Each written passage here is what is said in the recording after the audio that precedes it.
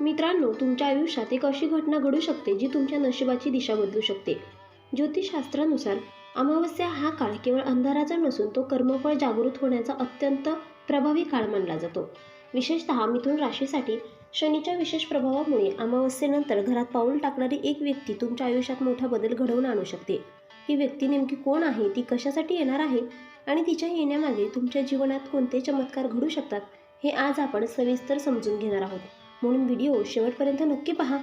आणि जर तुम्ही सुद्धा मिथुन राशीचे असाल तर हा संदेश तुमच्यासाठी अत्यंत महत्त्वाचा ठरू शकतो. मिथुन राशीच्या मित्रांनो, आजचा हा संदेश साधा नाही, कारण हा काळ सुरू होणारा तुमच्या आयुष्यात एक गूढ पण निश्चित असा बदल घडवून आणणारा आहे. शास्त्रानुसार अमावस्या ही केवळ अंधाराची रात्र नसून ती नव्या ऊर्जेचा आणि कर्मफळ बदलण्याचा काळ मानला जातो. विशेषतः मिथुन राशीसाठी ही अमावस्या अत्यंत प्रभावी ठरणार आहे. शनीच्या कृपेने आणि कर्माच्या न्यायाने तुमच्या जीवनात एक अशी घटना घडणार आहे जी तुमच्या विचारांच्या पलीकडची असेल. अनेक दिवसांपासून थांबलेली प्रगती, अडकलेले निर्णय आणि मनात साचलेली चिंता हळूहळू विरघळू लागेल. या काळात तुमच्या घरात एक पाऊल पडणार आहे, पण ते पाऊल सामान्य नसेल. ते पाऊल तुमच्या आयुष्याची दिशा बदलणारे ठरेल. ज्योतिषशास्त्र सांगते की जेव्हा शनी आणि चंद्र विशिष्ट स्थितीत येतात तेव्हा पूर्व कर्माचा हिशोब पूर्ण होऊ लागतो. मिथुन राशीचे स्वामी शनी असल्यामुळे तुम्ही आयुष्यात संघर्ष, संयम आणि जबाबदारी यांचा मोठा भार उचललेला असतो.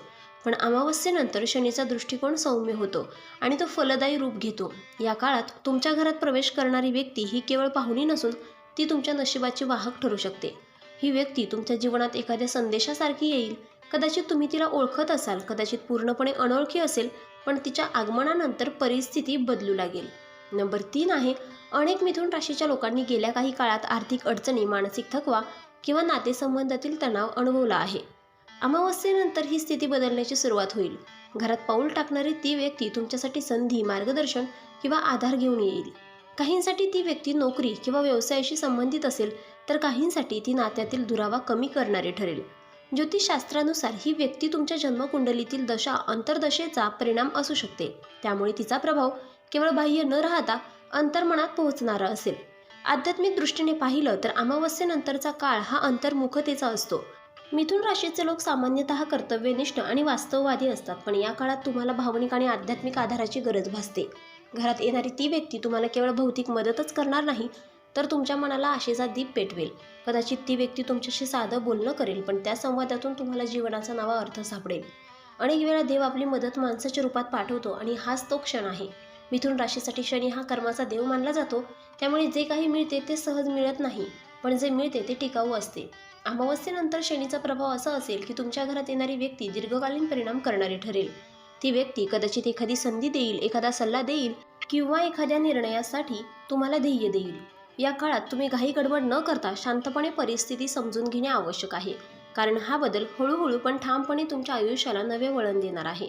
ज्योतिषशास्त्रात घर म्हणजे केवळ 4 भिंती नाही, तर ते तुमच्या मनाचे आणि कर्माचे केंद्र असते. त्यामुळे घरात पाऊल टाकणारी व्यक्ती म्हणजे तुमच्या कर्मक्षेत्रात प्रवेश करणारी शक्ती असे समजले जाते. मिथुन राशीच्या लोकांनी या काळात संयम ठेवणे, अहंकार टाळणे आणि आलेल्या संधीकडे खुले मानाने पाहणे आवश्यक आहे. कारण ही व्यक्ती तुमच्या जीवनात येऊन काही शिकवण देऊन जाऊ शकते. ती शिकवण सुरुवातीला कठीण वाटेल, तरी पुढे तीच तुमची ताकद बनेल. अनेक मिथुन राशीच्या लोकांच्या मनात प्रश्न असेल की ही व्यक्ती नेमकी कोण आहे. ज्योतिषशास्त्र सांगते की तिची ओळख तुमच्या जीवनातील एखाद्या अपूर्ण अध्यायाशी जोडलेली असू शकते.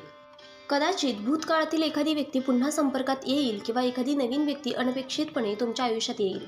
तिच्या येण्याची वेळ, तिचे बोलणे आणि तिची उपस्थिती या सगळ्या गोष्टी अर्थपूर्ण असतील. त्यामुळे या काळात प्रत्येक घटनेला केवळ योगायोग समजू नका.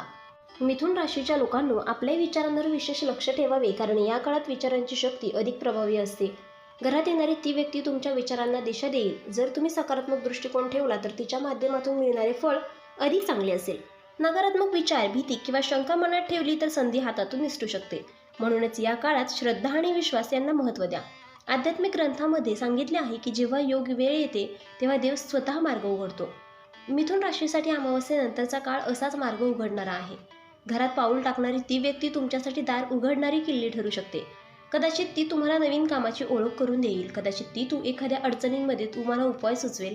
तिच्या शब्दांकडे किंवा कृतीकडे लक्ष देणे फार महत्त्वाचे ठरेल. या काळात मिथुन राशीच्या लोकांनी जुन्या गोष्टींना चिटकून न राहता बदल स्वीकारण्याची तयारी ठेवावी. कारण बदल हा नेहमी बाहेरून येतो, पण त्याला स्वीकारण्याची प्रक्रिया आतून सुरू होते. घरात पाऊल टाकणारी ती व्यक्ती तुमच्यासाठी संधी, दिशा किंवा जीवनाचा नवा अर्थ घेऊन येऊ शकते.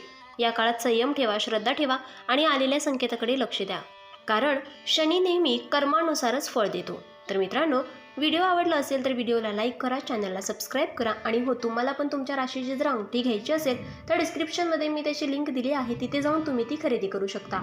व्हिडिओ पाहिल्याबद्दल धन्यवाद. श्री स्वामी समर्थ.